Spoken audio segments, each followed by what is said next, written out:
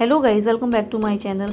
ये मैंने mini capsule मंगाए हैं। परफ्यूम तो हमें कैरी करना ही पड़ता है, अगर बाहर जा रहे हैं तो बहुत बड़ी बड़ी बोतलें होती हैं और बहुत महंगा होता है, जिसकी वजह से कई बार ले जाने में भी अनकंफर्टेबल होता है। इसीलिए मैंने ये मिनी कैप्सूल मंगाए हैं।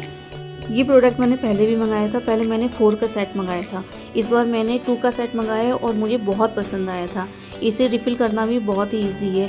आपको अपना कोई भी फेवरेट परफ्यूम लेना है और उसको पीछे से कैप हटा के इस तरीके से पुश करना है।